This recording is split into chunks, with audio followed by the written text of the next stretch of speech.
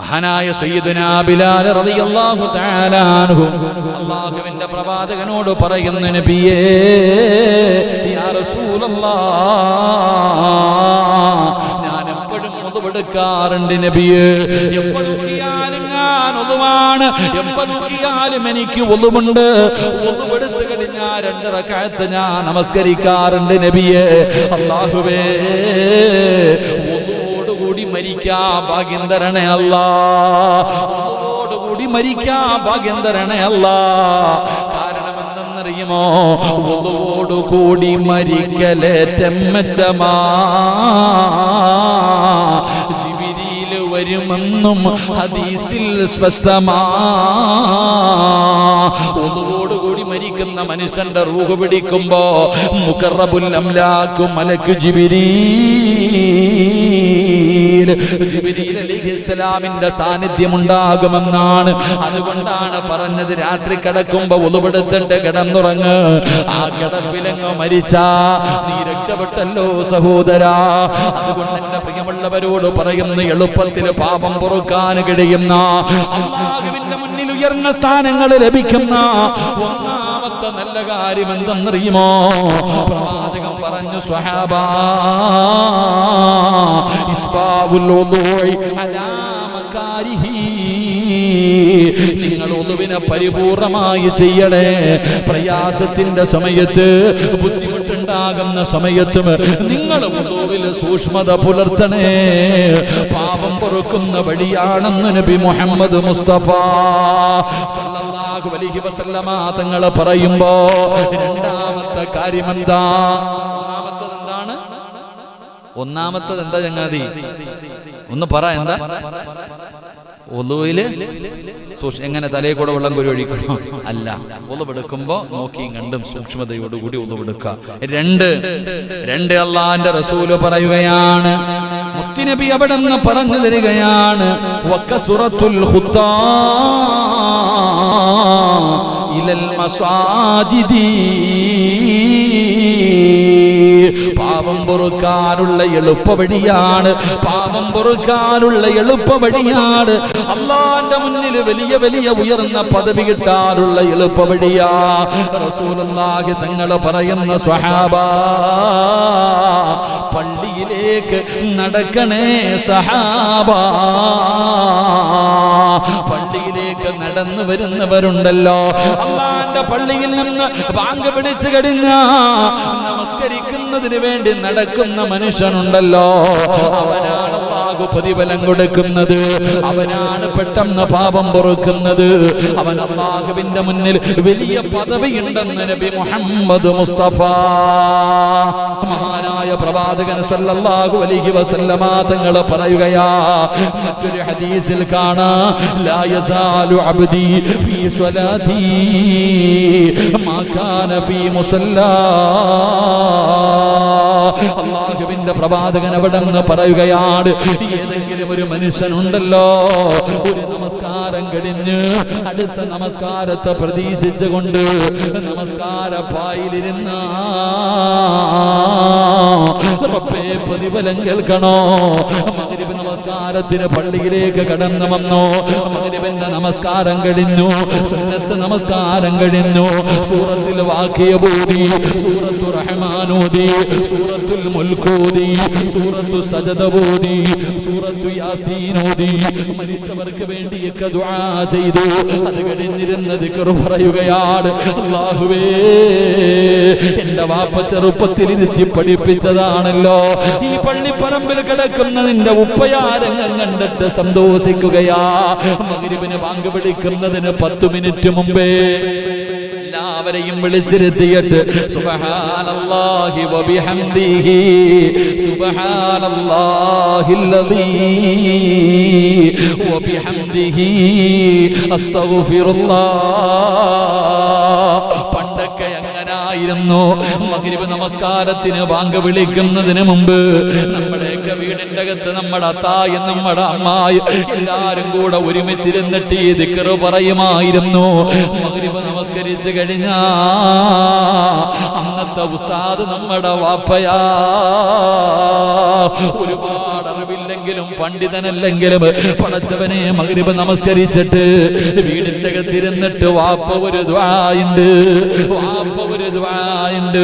അല്ലാഹുവേ എന്റെ മക്കളെ നന്നാക്കണേ അല്ലാ, എന്റെ മക്കളെ നന്നാക്കണേ പടച്ചവനെ, എന്റെ മക്കള് കാരണം എനിക്ക് നരകത്തിൽ പോകേണ്ട അവസ്ഥ വരുത്തല്ലേ അല്ലാ. എളുപ്പത്തിൽ രക്ഷപ്പെടാനുള്ള വഴിയാണ് പള്ളിയിലേക്ക് നടന്നു വരിക. അള്ളാഹു നമുക്ക് ഈമാൻ തരുമാറാകട്ടെ. ആരാ നടക്കണേ?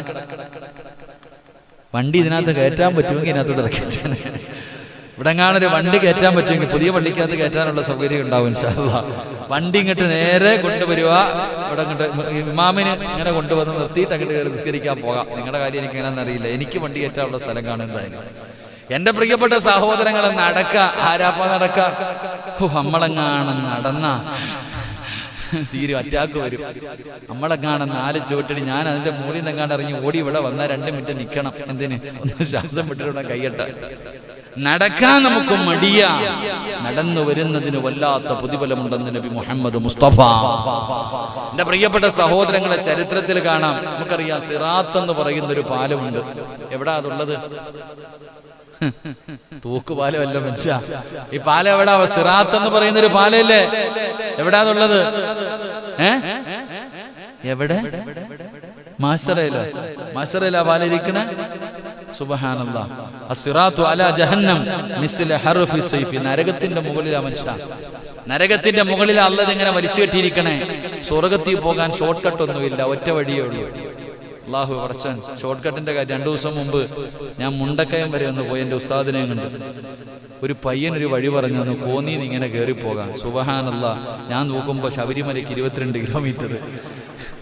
ഞാൻ യാത്ര ചെയ്ത് നോക്കുമ്പോൾ ഇനി 22 കിലോമീറ്റർ വന്നാൽ ശബരിമലയ്ക്ക് പോകാം, ഒറ്റ വഴി.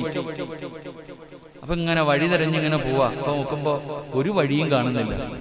അവസാനം ഒരിടത്ത് പോയി ചോദിച്ചോ, പറഞ്ഞു ഒരു വഴിയുണ്ട്, താഴോട്ടൊരു ചെറിയ വഴി കാണിച്ചു എന്ന്. റബ്ബേ, അതിലെ അങ്ങോട്ട് ഇറങ്ങിപ്പോയപ്പോഴത്തേക്ക് കാൽനടയായിട്ട് ശബരിമലയിൽ പോകുന്ന ഭക്തന്മാര് പോകുന്ന ഒരു വഴിയുണ്ടല്ലോ, ആന ഇറങ്ങി വരുന്ന വഴി.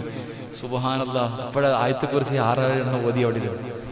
കാരണം നോക്കുമ്പോ ആനയൊക്കെ എല്ലാം തകർത്തിരിക്കണ ഒരു വഴി. ഇങ്ങനെ പോയിട്ട് വേറെ കുറച്ച് ദൂരം ആ കാടിനകത്തോട് ഇങ്ങനെ പോവും. അപ്പോഴേ ഞാൻ ചിന്തിച്ച ഷോർട്ട് കട്ടിന്റെ കാര്യം. സുബ്ഹാനല്ലാഹ്. മൊബൈലിൽ നിന്ന് നമ്പിയിട്ടങ്ങും പോയേക്കില്ലേട്ടാ, ഗൂഗിൾ നോക്കി വെച്ച് വളരെ ശ്രദ്ധിച്ചോണം. വളരെ പൊട്ടുപോകാറുണ്ട് ചില വഴികൾ. ഓൾ എപ്പോഴും പറയുമ്പോൾ ഞാനിങ്ങനെ എവിടെ ഒരു സ്ഥലത്ത് കണ്ണൂരം കണ്ട വാഴ്ന്നു പോയി. സുൽഫി ഇങ്ങനെ, ഞാൻ പറഞ്ഞടാ ഇതിനെ വിശ്വസിക്കരുത്. ഇല്ല ഉസ്താദേ, ശാസ്ത്രം ഒരിക്കലും പറ്റിക്കില്ല എന്നാ പറഞ്ഞത്. എനിക്ക് ഇന്ന് ഓർമ്മയുണ്ട്, ഒരിക്കലും ശാസ്ത്രം പറ്റിക്കില്ല എന്ന്. അവസാനം വണ്ടി ഇറങ്ങിയപ്പോ ഞാൻ ചോദിച്ചോടാ ഇതിലെ ഇറങ്ങിപ്പോ ഉസ്താദേ. അവസാനം നോക്കുമ്പോ ഒരു വീടിന്റെ മുന്നിൽ റോഡ് തീർന്നു. അപ്പോഴും അവള് പറയാ 400 മീറ്റർ പോയാൽ നിങ്ങൾ ഉദ്ദേശിച്ച സ്ഥലത്ത് വന്നു. വണ്ടി തിരിക്കാൻ പോലും ഇല്ലാതെ പാവപ്പെട്ടവരുടെ വീടിന്റെ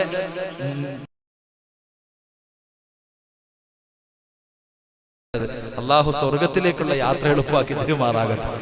എന്റെ പ്രിയപ്പെട്ട, ഞാൻ പേടിച്ചാ പോയ കാരണം എന്താ പറയാ, ആ ആനയൊക്കെ പോയതിന്റെ അടയാളങ്ങൾ മൊത്തവും പേടിച്ചിട്ട് ഇങ്ങനെ പോവുക. അതിലേ കൂടാണ് ഈ ഭക്തന്മാരൊക്കെ നടന്നു പോകുന്നത്. സുബ്ഹാനല്ലാഹ്. പാവങ്ങൾ, അള്ളാഹു അവർക്ക് ദുനിയാവിൽ പ്രതിഫലം കൊടുത്ത് അനുഗ്രഹിക്കുമാറാകട്ടെ. ആമീൻ പറ. ആഖിറത്തിൽ നമുക്ക് നൽകി അനുഗ്രഹിക്കുമാറാകട്ടെ. എന്റെ പ്രിയപ്പെട്ട സഹോദരങ്ങളെ, ഞാൻ പറഞ്ഞു വന്നത് പള്ളിയിലേക്ക് നടക്കുക. അപ്പൊ ഈ സിറാത്ത് എന്ന് പറയുന്ന പാലം, ഈ പാലത്തെ കുറിച്ച് പറയുന്നത് 70,000 കൊല്ലം കയറ്റം, 70,000 വർഷം നിരപ്പ്, 70,000 വർഷം ഇറക്കം. അപ്പൊ നിങ്ങൾ ചോദിക്കും 777 ഇത്രയല്ലേ ഉള്ളൂ അല്ലേ? 70,000 വർഷം എന്ന് പറയുമ്പോൾ വലിയൊന്നും ഇല്ലല്ലോ. പക്ഷെ വേറെ ഒരു കണക്ക് കാൽക്കുലേറ്റർ എടുത്തിട്ട് കൊടുത്തു നോക്കണം. അള്ളാഹുവിന്റെ പ്രവാചകം സല്ലല്ലാഹു അലൈഹി വസല്ലം തങ്ങൾ പറഞ്ഞു, പരലോകത്തിലെ ഒരു ദിവസം 1 മണിക്കൂറാണെന്നും പറയുന്നു, 1 ദിവസമാണെന്ന് പറയുന്നു. ഈ ദുനിയാവിലെ 50,000 വർഷത്തിന് തുല്യമാണെന്ന് നബി മുഹമ്മദ് മുസ്തഫ. അപ്പൊ അവിടത്തെ ഒരു ദിവസം, ഇവിടത്തെ 50,000 കൊല്ലം. അപ്പൊ പിന്നെ 70 കൂട്ട്. ആ കണക്ക് വെച്ച് നോക്കിയാൽ തന്നെ ഈ പാലത്തിൽ കൂടെ നമ്മൾ നടക്കണമെങ്കിൽ സ്വർഗത്തിൽ പോകാൻ എന്റെ പൊന്നാര ചങ്ങാതി അബൂജഹലാണെങ്കിലും ഉത്തുബയാണെങ്കിലും യവനാണെങ്കിലും ദജ്ജാലാണെങ്കിലും ഈ പാലത്തിൽ കയറിയാലേ പറ്റൂ. സ്വർഗത്തിലേക്ക് പോകണമെങ്കിൽ ഈ പാലത്തിൽ കയറാതെ പോകാൻ ഒരു വഴിയില്ല. ആ പാലത്തിൽ കയറിയാലേ അൻസാരി അണ്ണനും പോകാൻ പറ്റൂ, എനിക്കും പോകാൻ പറ്റൂ. എല്ലാരും അതിന്റെ മുകളിൽ കയറണം. ആ മുകളിലൂടെ അല്ലാതെ വേറെ വഴിയില്ല. അപ്പൊ നിങ്ങൾ ചിന്തിക്ക്, എന്ന് ഇടാനാ ഇത്രയും കൊല്ലം കോടാനി കോടാനി കോടാനി കൊല്ലം യാത്ര ചെയ്താലും ഈ പാലം കടന്ന് സ്വർഗത്തിൽ എത്തൂല. അപ്പൊ പിന്നെ നമ്മൾ എങ്ങനെ പോകാനാ? എങ്ങനാ നമ്മൾ സ്വർഗത്തിൽ പോവാ? അപ്പോഴാണ് അല്ലാഹുവിന്റെ പ്രവാചകൻ പെട്ടെന്ന് പറയുന്നത്, ചിലരൊക്കെ ഒരു കാലെടുത്ത് വെച്ച് കഴിഞ്ഞാൽ, നമ്മൾ ബുറാഖ് എന്ന് പറയുന്ന വാഹനത്തെ കുറിച്ച് പഠിച്ചിട്ടുണ്ട്. ചരിത്രം പറയുന്നത് ബുറാഖ് എന്ന് പറയുന്ന ആ ഒരു വാഹനം ഒരു കാലെടുത്ത് വെച്ച എത്രയോ കിലോമീറ്ററുകൾ ഒറ്റ ചാട്ടത്തിൽ തീരുന്ന. അപ്പോ റസൂലുള്ളാഹി സ്വല്ലല്ലാഹി അലൈഹി വസല്ലമ തങ്ങൾ പറഞ്ഞു, ചില ആൾക്കാർ സിറാത്ത് എന്ന് പറയുന്ന പാലത്തിൽ ഒരു കാലെടുത്ത് വെക്കുമ്പോൾ ലക്ഷക്കണക്കിന് കിലോമീറ്ററുകൾ ദൂരം ഒറ്റ ചുവട്ടടിയിൽ തന്നെ അള്ളാഹു അങ്ങ് അടുപ്പിച്ചു കൊടുക്കുമെന്ന് നബിയുനാ റസൂലുള്ളാഹി. ഒറ്റ ഒരു കാലെടുത്ത് വെക്കുമ്പോൾ തന്നെ ഒരു 5 ലക്ഷം കിലോമീറ്റർ അങ്ങ് താണ്ടി എന്ന് സങ്കല്പിക്കുക. ഒരു ചുവട്ടടി വെക്കുമ്പോ തന്നെ അത്ര. അപ്പൊ എങ്ങനെ നടന്ന് പെട്ടെന്ന് സ്വർഗത്തിൽ പോകാം? അവിടെ സിറാത്ത് എന്ന് പറയുന്ന പാലത്തെ കുറിച്ച് പറയുന്നത്, ഒരു വിഭാഗം ഈ ആകാശത്ത് കൊല്ലാൻ മിന്നൂല്ലപ്പ, മിന്നണ പോലെ ഒറ്റ പോക്കാ. കൊല്ലാൻ മിന്നുന്നത് പോലെ ഒരു വിഭാഗം ഇങ്ങോട്ട് പോകും. രണ്ടാമത്തെ വിഭാഗം കാറ്റിന്റെ വേഗതയിൽ. മൂന്നാമത്തെ വിഭാഗം കണ്ണടച്ചു തുറക്കണ മുമ്പ് സ്വർഗത്തിൽ കഴിഞ്ഞു. കണ്ണൊന്ന് മിന്നി തുറങ്ങുന്നതിന് മുമ്പ് ഇങ്ങനൊക്കെ പോകും. ചിലരാണെങ്കിൽ മുട്ടുകാലിൽ എഴഞ്ഞാ പോകണേ. അള്ളാഹു ആ കൂട്ടത്തിലെങ്കിലും നമ്മളെ പെടുത്തുമാറാകട്ടെ. എങ്ങനെയാ പോണേ? മുട്ടുകാലിൽ എഴഞ്ഞെഴഞ്ഞു പോകും. ചിന്നപ്പലര് പറയുന്നതെന്ന് പറഞ്ഞാല്, ചെയ്ത പാപത്തിന്റെ കണക്കനുസരിച്ചിട്ട് ചിലര് നരകത്തിൽ വീഴൂല. സിറാത്ത് എന്ന് പറയുന്ന പാലത്തിൽ നിന്ന് നരകത്തിൽ വീഴൂല. ചില ആൾക്കാർ ഒരു 50 നില കെട്ടിടത്തിന്റെ മുകളിൽ നിന്ന് ഒരാൾ താഴേക്ക് വീഴുമ്പോ ആ വീഴുന്നതിന്റെ ഇടയിൽ രക്ഷപ്പെടാൻ വേണ്ടി ഒരു വള്ളി പിടിക്കും. ഇതുപോലെ സിറാത്ത് എന്ന് പറയുന്ന പാലത്തിൽ നിന്ന് തെന്നി താഴെ വീഴുമ്പോഴത്തേക്ക് പാലത്തിന്റെ ഒരു സൈഡിൽ കയറി പിടിക്കും. തൂങ്ങി അവിടെ കിടക്കും. അവിടെ കടന്ന് എങ്ങനെയെങ്കിലും ഒന്ന് വലിഞ്ഞ് മുകളിൽ കയറാൻ തന്നെ 50,000 കൊല്ലം എടുക്കും. അള്ളാഹു കാത്തിരക്ഷിക്കുമാറാകട്ടെ.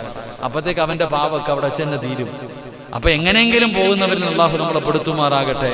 അപ്പൊ ഞാൻ പറഞ്ഞത്, ഈ സിറാത്ത് എന്ന് പറയുന്ന പാലത്തിൽ ഒരു ചുവട്ടടി എടുത്തു വെച്ചാൽ ലക്ഷക്കണക്കിന് കിലോമീറ്ററുകൾ താണ്ടാൻ കഴിയുന്ന കാര്യങ്ങൾ പറഞ്ഞപ്പോ പ്രവാചകൻ പറഞ്ഞു, പള്ളിയിലേക്ക് നടന്ന കാല്. അള്ളാഹുവിന്റെ പള്ളിയിലേക്ക് നിസ്കരിക്കാൻ നടന്ന കാല് സിറാത്തിൽ എടുത്തു വെക്കുമ്പോ ലക്ഷക്കണക്കിന് കിലോമീറ്ററുകൾ. അല്ലാഹു നമുക്ക് ഈമാൻ തരുമാറാകട്ടെ. മഹാനായ അബൂ ഹുറൈറ റളിയല്ലാഹു തആല അൻഹു പറയുകയാണ്, മൻ തഹറ ഫീ ബൈതിഹി സുമ്മ മശാ ഇലാ ബൈതിൻ മിൻ ബുയൂതില്ലാഹ് ലിയഖ്ലിയ ഫരീളതൻ മിൻ ഫറായിദിൻ കാനത് ഖതഅതുഹു ഇഹ്ദാഹുമാ. അല്ലാഹുവിന്റെ പ്രവാചകൻ സല്ലല്ലാഹു അലൈഹി വസല്ലമ തങ്ങൾ പറയുകയാണ്, ഏതെങ്കിലും ഒരു മനുഷ്യൻ വുളുവെടുത്തുകൊണ്ട് അല്ലാഹുവിന്റെ പള്ളിയിലേക്ക് ഫർദ് നമസ്കരിക്കുന്നതിന് വേണ്ടി ഏതെങ്കിലും ഒരു മനുഷ്യൻ നടന്നാൽ അവന്റെ കാൽ ചുവടുകൾക്കനുസരിച്ച് അല്ലാഹു അവന്റെ പാപം പൊറുക്കുകയാ. ഓരോ ചുവട്ടടിക്കും അല്ലാഹു അവന്റെ പാപം ഇങ്ങനെ പുറത്തു കൊടുക്കുകയാണ്. അല്ലാഹുവിന്റെ റസൂലാണ് പറയുന്നത്, ഒരു ചുവട്ടടി പള്ളിയിലേക്ക് നിന്റെ വീട്ടിൽ നിന്ന് നമസ്കരിക്കുന്നതിന് വേണ്ടി പള്ളിയിലേക്ക് നടന്നു വരുമ്പോ നിന്റെ ഓരോ ചുവട്ടടിക്ക് പകരം അല്ലാഹു നിന്റെ പാപം ഇങ്ങനെ പുറത്തു തരികയാണ്. മഹാനായ അബൂ ഹുറൈറ റളിയല്ലാഹു തആല അൻഹു പറയുന്നു, ഹീന യഖ്റുജു റജുലു മിൻ ബൈതിഹി ഇലാ മസ്ജിദിൻ. അല്ലാഹുവേ, ഏതെങ്കിലും ഒരു മനുഷ്യൻ നമസ്കരിക്കുന്നതിന് വേണ്ടി പള്ളിയിലേക്ക് നടന്നു പോയാ ആ മനുഷ്യന്റെ പാപങ്ങൾ ഓരോ ചുവട്ടടിക്ക് പകരം അല്ലാഹു അവന്റെ പാപം പുറത്തു കൊടുക്കുകയാണ്. അവൻ അല്ലാഹു ഒരു നന്മ എഴുതുകയാണ്. ഒരു ചുവട്ടടിക്ക് ഒരു പാപം പുറക്കും, ഒരു ചുവട്ടടിക്ക് അല്ലാഹു ഒരു നന്മ തരും. നിന്റെ ഒരു ദറജ അല്ലാഹു ഉയർത്തി തരുമെന്ന് നബി മുഹമ്മദ് മുസ്തഫ സല്ലല്ലാഹു അലൈഹി വസല്ലമ തങ്ങൾ പറയുമ്പോ എന്റെ പ്രിയപ്പെട്ടവരോട് പറയുകയാണ്, നിങ്ങൾ വാഹനത്തിലാണ് വരുന്നതെങ്കിലും പള്ളിയുടെ മുന്നിൽ നിങ്ങളുടെ വണ്ടി നിർത്തിയിട്ട് ഒരു 10 ചുവട്ടടിയെങ്കിലും നടക്കുവാപ്പാ. എന്റെ പ്രിയമുള്ള ചെറുപ്പക്കാരാ, പ്രായമുള്ളവര് പോലും പള്ളിയിലേക്ക് നടന്നു വരുമ്പോ, മോനെ, ഒരു ദിവസത്തിൽ ഒരു നേരമെങ്കിലും പള്ളിയിലേക്ക് നടക്കടാ. ആ ചുവട്ടടി ചുവട്ടടിക്ക് നിനക്ക് സ്വർഗമാ, ആ ചുവട്ടടിക്ക് നിന്റെ പാപം പൊറുക്കുകയാ, ആ ചുവട്ടടിയിൽ അല്ലാഹു നിനക്ക് നന്മ തരികയാണ്. അത് നാളെ സിറാത്ത് താടേണ്ട കാലാണ്. അത് നാളെ സിറാത്ത് എന്ന് പറയുന്ന പാലമുണ്ടല്ലോ, ആ പാലം താണ്ടാനുള്ള ചുവട്ടടിയാ മോനെ. അല്ലാഹുവേ, മരിക്കുന്ന കാലം വരെ നിന്റെ പള്ളിയിലേക്ക് വന്ന് നിസ്കരിക്കാ നീ ആഫിയത്തുള്ള ദീർഘായുസ് തരണേ നൽകുമാറാകട്ടെ. അതുകൊണ്ട് നിങ്ങൾ എല്ലാവരും വീട്ടിൽ നിന്ന് നടന്നു വരണമെന്ന് ഞാൻ പറയണില്ല. വണ്ടിയിലാണ് വരുന്നതെങ്കിലും ആ ഗേറ്റിന്റെ പുറത്ത് വെച്ചിട്ട് ഒന്ന് നടക്കാം, അത്രയെങ്കിലും പ്രതിഫലം കിട്ടും. അള്ളാഹു നമുക്ക് ഈമാൻ നൽകുമാറാകട്ടെ. അള്ളാഹു നമുക്ക് ഈമാൻ നൽകുമാറാകട്ടെ. എൻ്റെ പ്രിയപ്പെട്ടവരെ, പ്രവാചകൻ സല്ലല്ലാഹു അലൈഹി വസല്ലം തങ്ങൾ പറഞ്ഞു, നിങ്ങൾ പള്ളിയിലേക്ക് പോകുമ്പോൾ നടന്നു പോകണം. നമ്മളിപ്പോൾ ഡോക്ടർമാർ പറയുന്നു കൊളസ്ട്രോൾ കുറയണമെങ്കിൽ നടക്കണോ, അല്ലേ? എൻ്റെ പ്രിയപ്പെട്ടവരെ, എല്ലാ രോഗത്തിനുള്ളൊരു മരുന്ന് പറഞ്ഞു തരട്ടെ. കൊളസ്ട്രോള് ഏകദേശമുള്ള എല്ലാ രോഗങ്ങൾക്കും ഡോക്ടർമാർ പറയണേ നടക്കണമെന്നല്ലേ, തടി കുറയ്ക്കണമെന്നല്ലേ? എളുപ്പം രോഗം മാറാനുള്ള ഒരു എളുപ്പ വഴി ഞാൻ പറഞ്ഞു തരാം. പ്രഷറും ഷുഗറും കൊളസ്ട്രോളൊക്കെ ഉള്ളവർ ഈ പറയുന്ന മരുന്ന് കഴിച്ചാൽ മതി. അള്ളാഹു ഭാഗ്യം തരുമാറാകട്ടെ. കഴിക്കുവോ? പൈസ ഒന്നും വേണ്ടെന്ന്, ഫ്രീ ആയിട്ടാ, അതൊക്കെ ഫ്രീ ആയിട്ടാ. എൻ്റെ പ്രിയപ്പെട്ട സഹോദരങ്ങളെ, ഈ പഴയ ആൾക്കാർക്ക് വല്ല അസുഖം ഉണ്ടായിരുന്നു? പഴയ ആൾക്കാർക്ക് വല്ലോ? ഞാൻ ഇന്ന് അങ്ങനെ അത്ഭുതപ്പെട്ടു പോയി. ഞാൻ 2 ദിവസം മുമ്പ് പത്തനാപുരത്ത് പോകും. കുമ്മണ്ണൂർ ഉസ്താദ് എന്ന് പറഞ്ഞിട്ടൊരു ഉസ്താദുണ്ട്. 100 വയസ്സായി. അള്ളാഹു അദ്ദേഹത്തിന് ആഫിയത്ത് കൊടുക്കുമാറാകട്ടെ. വലിയ അത്ഭുതം തോന്നി. ഞങ്ങളുടെയൊക്കെ ചെറുപ്പത്തിലൊക്കെ ഞങ്ങൾ കണ്ടിട്ടുണ്ട്, പഠിപ്പിക്കുകയൊക്കെ ചെയ്തിട്ടുണ്ട്. 100 വയസ്സ് ഇപ്പോഴും ഖുർആൻ നോക്കി ഓതും, ഒരു അസുഖമില്ല. അൽഹംദുലില്ലാഹ്, ഖുർആൻ നോക്കി ഓതാറുണ്ട്. പള്ളിയിൽ പോകാൻ പറ്റണില്ല, മക്കളുടെ സഹായം ഉണ്ടെങ്കിൽ ഒന്ന് ബാത്റൂമിലൊക്കെ. 100 വയസ്സ്. അല്ലാഹു അഅലം. റസൂലുള്ളാഹി സ്വല്ലല്ലാഹു അലൈഹി വസല്ലം തങ്ങൾ പറഞ്ഞു, ദീർഘായുസ് കൂടുതൽ കിട്ടുക, ഇബാദത്തുകൾ അധികമായി ചെയ്യുക, അവർക്ക് വലിയ പ്രതിഫലമുണ്ടെന്ന. അല്ലാഹു ഉസ്താദിന് ദീർഘായുസ് കൊടുത്ത് അനുഗ്രഹിക്കുമാറാണ്. എൻ്റെ പ്രിയപ്പെട്ട സഹോദരങ്ങളെ, ഞാൻ പറഞ്ഞത് പഴയ ആൾക്കാർക്ക് എന്തെങ്കിലും അസുഖം ഉണ്ടായിരുന്നു? ഇല്ല. ഇപ്പോഴുള്ളവർക്കല്ലേ ചെറിയ കുട്ടികൾക്ക് വരെ പ്രഷറും ഷുഗറും, ഇല്ലേ? എന്തേ കാരണം എന്നറിയോ? പണ്ടുള്ള ആൾക്കാർ ചെരുപ്പ് ധരിക്കാറില്ല, അല്ലേ? ഇന്നിപ്പോ എല്ലാം ചെരുപ്പ് ധരിക്കുമ്പോ നോക്കും, ഇങ്ങനെ ചവിട്ടിയിട്ട് നോക്കും, കല്ലും എല്ലാം കൊള്ളുമെന്ന്, അല്ലേ? എങ്കിൽ എൻ്റെ പ്രിയപ്പെട്ട സഹോദരങ്ങളെ, ഏകദേശമുള്ള രോഗം മാറാനുള്ള വഴിയാണ് ചെരുപ്പിടാതെ കല്ലിന്റെ മുകളിലൂടെ നടക്കുക. ചെരുപ്പിടാതെ കല്ലിന്റെ മുകളിൽ. ഇപ്പൊ ശാസ്ത്രം കണ്ടുപിടിച്ചു കഴിഞ്ഞു. ഞാൻ പറഞ്ഞല്ല, 1500 മുമ്പ് നബി പറഞ്ഞ സല്ലല്ലാഹു അലൈഹി വസല്ലം. ഇപ്പൊ ശാസ്ത്രം പറയുന്നു, ചെരുപ്പിടാതെ 15 മിനിറ്റ് കല്ലിന്റെ മുകളിൽ കൂടെ നടന്നു കഴിഞ്ഞാൽ അവരുടെ രക്തത്തിന്റെ സർക്കുലേഷൻ നേരെ നടക്കുന്ന. ഈ കല്ലിങ്ങനെ അടിയിങ്ങനെ പല സ്ഥലങ്ങളും കൊള്ളുമ്പോൾ ബ്ലഡ് ഓട്ട്, നരമ്പുകൾ കറക്റ്റായിട്ട് ബ്ലഡുകൾ ഓടും. അങ്ങനെ ഒരുപാട് രോഗങ്ങൾക്കുള്ള പരിഹാരമായിട്ട് പറഞ്ഞു. അതുകൊണ്ടാണ് ചിലരൊക്കെ കടപ്പുറത്തൊക്കെ പോയിട്ട് റോഡിൽ കൂടെ നടന്നാൽ കാല് വേദനിക്കും. അതുകൊണ്ട് കടപ്പുറത്ത് പോയിട്ട് നടക്കാം. കടപ്പുറത്ത് എന്ത് കല്ലും മണ്ണ് കിടക്കണം? എന്റെ പ്രിയപ്പെട്ടവർ ചിന്തിക്കേണ്ടതാ. ചെരുപ്പിടാതെ ഒരു 10 മിനിറ്റ് നടന്നു. നിങ്ങൾ എന്തിനാ ചങ്ങായിമാരെ രാവിലെ എഴുന്നേറ്റിട്ട് നടക്കണം? രാവിലെ എഴുന്നേറ്റിട്ട് നിങ്ങൾ രാവിലെയും വൈകിട്ടും ഇങ്ങനെ നടക്കണവരുണ്ട്. ആ നടത്ത പള്ളിയിലോട്ട് നടന്നാ പോരെ? ഞാൻ ചോദിക്കുന്നത്, ഡോക്ടർ പറയണത് അപ്പൊ രാവിലെ എഴുന്നേറ്റിട്ട് ഭാര്യയും ഭർത്താവ്. ഇപ്പൊ എന്ന് പറഞ്ഞാൽ ഇങ്ങനെ രാവിലെയൊക്കെ വരുമ്പോ കാണാൻ പഠിച്ചവനെ, ഭർത്താവ് നടക്കുന്നു, കൂടെ ഭാര്യ, ഒരാളുടെ കയ്യിൽ ടോർച്ച്, ഒരാളുടെ കയ്യിൽ പട്ടിയെ തല്ലാനുള്ള കമ്പ്. ഈനാൻ വെച്ചിക്ക് മരപ്പട്ടി കൂട്ടി നടണമല്ലേ? എന്നാ സ്നേഹം! ഈ സ്നേഹം എപ്പോഴാ ഉണ്ടായ? ഭർത്താവ് ഡോക്ടർ പറഞ്ഞു 3 അറ്റാക്കായി, 3 ബ്ലോക്കായി, നടന്നില്ലെങ്കിൽ ഇപ്പം തീരും എന്ന് പറഞ്ഞപ്പോ നടക്കാൻ തുടങ്ങി. ഭാര്യയും ഭർത്താവും കൂടെ എന്താ മത്സരിച്ച നടക്കണം? ഞാൻ പറയുന്ന ആ നടത്തം നിങ്ങൾ പായിപ്പാട് പള്ളിയിലേക്ക് നടക്ക്, സ്വർഗവും കിട്ടും, എല്ലാം കിട്ടും. അള്ളാഹു ഈമാൻ തരുമാറാകട്ടെ. അള്ളാഹു ഈമാൻ തരുമാറാകട്ടെ. അപ്പം മഹാനായി നബി മുഹമ്മദ് മുസ്തഫ സല്ലല്ലാഹു അലൈഹി വസല്ലമ തങ്ങൾ പറഞ്ഞു, പള്ളിയിലേക്ക് നടന്നോ, നീ രക്ഷപ്പെടും. അള്ളാഹു രക്ഷപ്പെടുത്തുമാറാകട്ടെ. 3:10 ആവാറായില്ലേ? ട്രെയിൻ കറക്റ്റ് ടൈമല്ലേ? ഇൻഷാ അല്ലാഹ്. ഭക്ഷണം ഇല്ലേ ഇപ്പൊ ഇന്ന്? അപ്പൊ അതും കൂടെ കഴിച്ചിട്ട് പോകുമ്പോഴത്തേക്ക് 11 മണിയാവും ഇൻഷാ അല്ലാഹ്. ആരാപ്പ ഇന്ന് 2 സഹോദരങ്ങളാ ഭക്ഷണം, 2 ചെറുപ്പക്കാർ. അള്ളാഹു അവർക്ക് അർഹമായ പ്രതിഫലം നൽകുമാറാകട്ടെ. അള്ളാഹുരുടെ ജീവിത മാർഗത്തിൽ അള്ളാഹു ബർക്കത്ത് ചെയ്യുമാറാകട്ടെ. 3, അള്ളാഹുവിന്റെ പ്രവാചകൻ സല്ലല്ലാഹു അലൈഹി വസല്ലമ തങ്ങൾ പറയുകയാ, എളുപ്പത്തിൽ പാപം പൊറുക്കാൻ കഴിയുന്ന, അള്ളാഹുവിന്റെ മുന്നിൽ വലിയ വലിയ പദവികൾ നേടിയെടുക്കാൻ കഴിയുന്ന 3ാമത്തെ കാര്യമെന്താ? റസൂലുള്ളാഹി തങ്ങൾ പറയുകയാ, വന്തിലാറു സ്വലാത്തി ബഅദ സ്വലാത്തി ഫദാലികുമുർ റിബാ. സലാത്ത്. അല്ലാഹുവിന്റെ റസൂലാണ് പറയുന്നത്. മൂന്നാമത്തെ കാര്യം എന്തെന്നറിയുമോ? അല്ലാഹുവേ, പള്ളിയിൽ മഗ്രിബ് നമസ്കരിക്കാൻ കടന്നു വന്നു. മഗ്രിബിന്റെ ജമാഅത്ത് കഴിഞ്ഞു. അതേ നിസ്കാരപ്പായിൽ തന്നെ ഇരിക്കുകയാണ്. ഇശാ നമസ്കരിച്ചിട്ട് പോകാം, ഇനി ഇശാ കൂടെ നമസ്കരിച്ചിട്ട് പോകാം. ചിരിക്കുന്ന വാപ്പാ, ഒരു ഫർദ് നമസ്കാരം കഴിഞ്ഞു, അടുത്ത നമസ്കാരത്തെ പ്രതീക്ഷിച്ചിരിക്കുന്ന മനുഷ്യ, ഓരോ മിനിറ്റിനും നിനക്ക് വിലയുണ്ട്.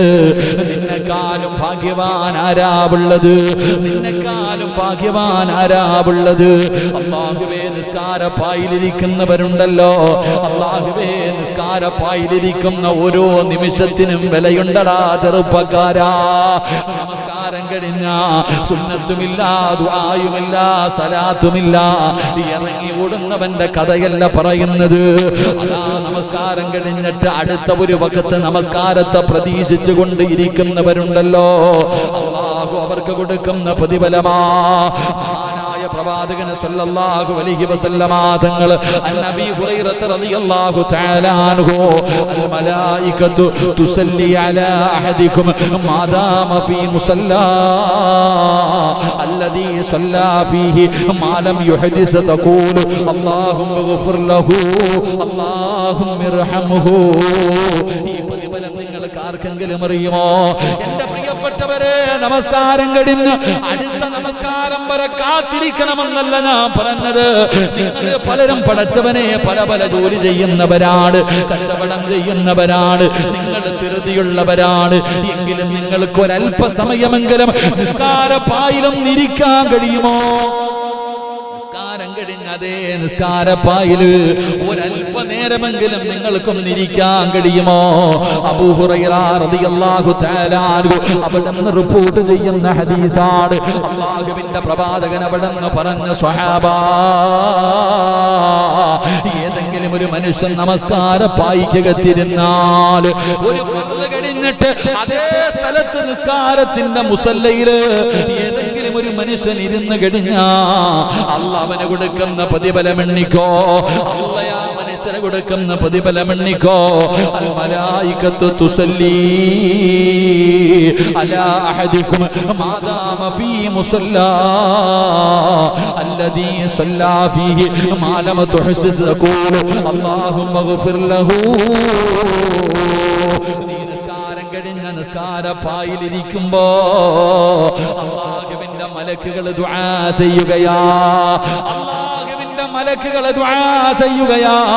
അല്ലാഹുവേ, ഈ മനുഷ്യന് നീ പുറത്തു കൊടുക്കണേ അല്ലാഹുവിന്റെ മലക്കുകൾ നിങ്ങൾക്ക് ദുആ ചെയ്യുകയാണ്. എവിടെ ഇരിക്കുന്നവർക്ക് നമസ്കാരപ്പായിലെ നിസ്കാരം കഴിഞ്ഞിട്ട് ഒരല്പനേരമെങ്കിലും ഇരിക്കാൻ കഴിയണം ബാപ്പാ. ഇത്ര ധൃതി എന്തേ വാപ്പാ, ഇത്ര ധൃതി എന്തേ ചെറുപ്പക്കാരാ? അല്ലാഹുവിന്റെ പ്രവാചകനാണ് പറഞ്ഞത്, ഫർദ് നമസ്കാരം കഴിഞ്ഞ് ദുആ ചെയ്താ സ്വീകരിക്കുമെന്ന്. നിസ്കാരപ്പായിലിരുന്ന് കൊണ്ടുള്ള പ്രാർത്ഥനയ്ക്ക് ഉത്തരമുണ്ടെന്ന് മുത്തുനബി പറയുമ്പോ, എടാ ഇറങ്ങി ഓടിയിട്ട് നിനക്കെന്ത് കിട്ടാനാ ചെറുപ്പക്കാരാ? എന്റെ പ്രിയപ്പെട്ട കച്ചവടം നടത്തുന്ന സഹോദരങ്ങളോട് ആ നിസ്കാരപ്പായിലിരുന്നിട്ട് അല്ലാഹുവേ, കച്ചവടമൊക്കെ വല്ലാത്ത നഷ്ടത്തിലാണ് റബ്ബേ. ബാങ്ക് വിളിച്ചപ്പോ ആ കച്ചവടം ഞാൻ വലിച്ചെറിഞ്ഞിട്ട് നിന്റെ വിളിക്കുത്തരം നൽകിയവനാ അല്ലാ.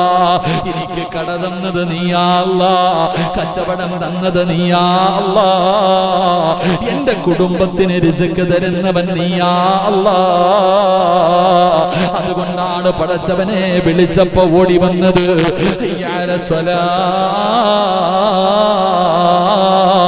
വിജയത്തിലേക്ക് വരാൻ വിളിച്ചപ്പോ ഓടി വന്നത്. അതുകൊണ്ട് നാദാ ബർക്കത്ത് തരണേ അല്ലാ. ആ ഒരു ദുആ മതി സഹോദരാ, ആ ഒരു ദുആ മതി മുസ്ലിമേ. നിന്റെ ജീവിതത്തിൽ അഭിവൃദ്ധി ഉണ്ടാകാൻ നീ നിസ്കാരപ്പായിലിരിക്കുമ്പോ ആരാ ദുആ ചെയ്യുന്നത് പള്ളിയിലെ ഇമാമല്ല, ഏതെങ്കിലും പണ്ഡിതന്മാരല്ല, ഏതെങ്കിലും സയ്യിദന്മാരല്ല, ഏതെങ്കിലും വലിയകളല്ല. പിന്നെ ആരാ ദുആ ചെയ്യുന്നത്? ജനിച്ച കാലം മുതൽ മരിക്കുന്ന കാലം വരെ പാപം ചെയ്യാത്ത, പാപം പറയാത്ത, പാപം കാണാത്ത, അല്ലാഹുവേ 24 മണിക്കൂറും പടച്ചവനെ ഇബാദത്ത് ചെയ്തുകൊണ്ടിരിക്കുന്ന, അല്ലാഹുവിനെ വാഴ്ത്തുകയും പുകഴ്ത്തുകയും ചെയ്തുകൊണ്ടിരിക്കുന്ന കോടാനുകോടി വർഷക്കാലം ജീവിച്ചിരുന്നവരല്ലേ മലക്കുകള്? അല്ലാഹുവിന്റെ സൈന്യമല്ലേ മലക്കുകള്? ആ മലക്കുകള് ദുആ ചെയ്യുകയാണ്, അല്ലാഹുമ്മ ഗഫിർ ലഹു, ഈ മുസല്ലയിൽ ഇരിക്കുന്നവന് പുറത്തു കൊടുക്കണേ അല്ലാ, ഇവന്റെ പാപം പൊറുക്കണേ അല്ലാ, ഇവന്റെ പാപം പൊറുക്കണേ അല്ലാ. അല്ലാഹുമ്മ റഹ്മഹു, ഈ മനുഷ്യന് നീ കരുണ ചൊരിയണേ അല്ലാ, നിന്റെ കാരുണ്യത്തിന്റെ നോട്ടം നോക്കണേ അല്ലാ. അല്ലാഹുവിന്റെ മലക്കുകളുടെ ദുആയാ, അല്ലാഹുവിന്റെ മലക്കുകളുടെ ദുആയാ. മഹാനായ പ്രവാചകൻ സല്ലല്ലാഹു അലൈഹി വസല്ലമ തങ്ങൾ പറയുകയാ, മറ്റൊരു ഹദീസിൽ കാണാം, ലാ യസാലു അബ്ദി ഫീ സ്വലാത്തി മാ കാന ഫീ മുസല്ലാ. അല്ലാഹുവിന്റെ പ്രവാചകൻ അവിടെ നിന്ന് പറയുകയാണ്, ഏതെങ്കിലും ഒരു മനുഷ്യനുണ്ടല്ലോ, ഒരു നമസ്കാരം കഴിഞ്ഞ് അടുത്ത നമസ്കാരത്തെ പ്രതീക്ഷിച്ചുകൊണ്ട് നമസ്കാര പായിലിരുന്ന റബ്ബേ പ്രതിഫലം കേൾക്കണോ. മഗ്രിബ് നമസ്കാരത്തിന് പള്ളിയിലേക്ക് കടന്നു വന്നു, മഗ്രിബിന്റെ നമസ്കാരം കഴിഞ്ഞു, സുന്നത്ത് നമസ്കാരം കഴിഞ്ഞു, സൂറത്തുൽ വാഖിയ ഓതി, സൂറത്തു റഹ്മാൻ ഓതി, സൂറത്തുൽ മുൽക്ക് ഓതി, സൂറത്തു സജദ ഓതി, സൂറത്തു യാസീൻ ഓതി, മരിച്ചവർക്ക് വേണ്ടിയൊക്കെ ദുആ ചെയ്തു.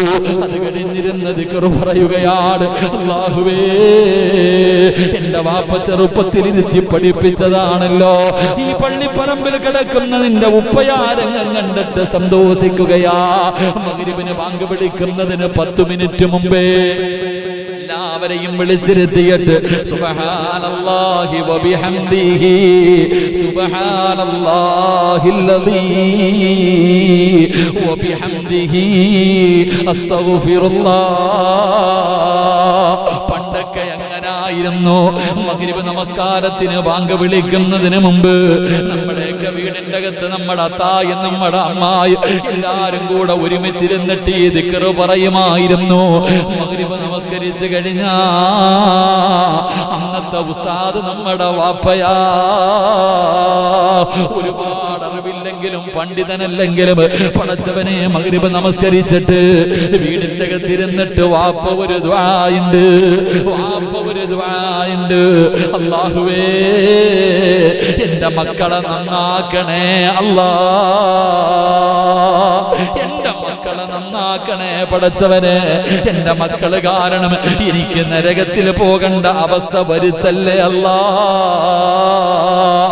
അതുകൊണ്ടാ പണ്ടൊക്കെ ചെറുപ്പക്കാര് അല്ലാഹുവേ കൂട്ടുകാര് കള്ളു കുടിക്കാൻ വിളിക്കുമ്പോ, കൂട്ടുകാര് സിനിമയ്ക്ക് പോകാൻ വിളിക്കുമ്പോ മക്കൾ അല്ലാഹനെയല്ല ഭയന്നിരുന്നത്, അവർ അല്ലാഹനെ ഭയക്കുന്നതിനേക്കാൾ അന്നത്തെ പഴയ കുട്ടികൾ പറയുമായിരുന്നു, എന്റെ അത്ത എങ്ങാണം അറിഞ്ഞ, എന്റെ വാപ്പ എങ്ങാണം അറിഞ്ഞ മനുഷ്യന്റെ മനസ്സ് പൊട്ടിപ്പോകുമല്ലോ, എന്റെ ഉപ്പയെങ്ങാണ് ഞാനൊരു മോശക്കാരനാണെന്നറിഞ്ഞ എന്റെ ഉപ്പാടെ നെഞ്ചു പൊട്ടിപ്പോകുമല്ലോ.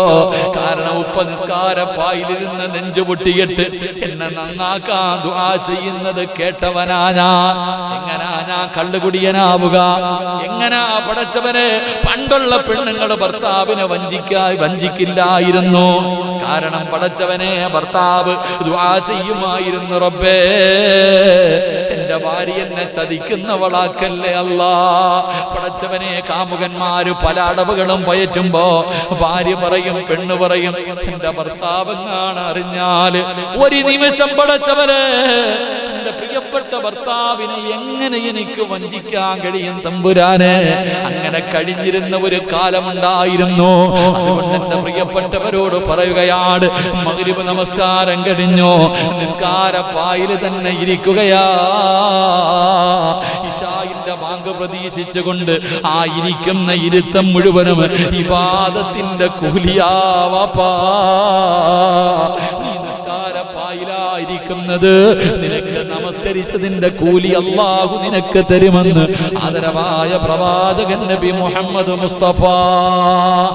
ആദരവായ പ്രവാചകൻ നബി മുഹമ്മദ് മുസ്തഫ സല്ലല്ലാഹു അലൈഹി വസല്ലം. അല്ലാഹു നമുക്ക് ഈമാൻ നൽകുമാറാകട്ടെ.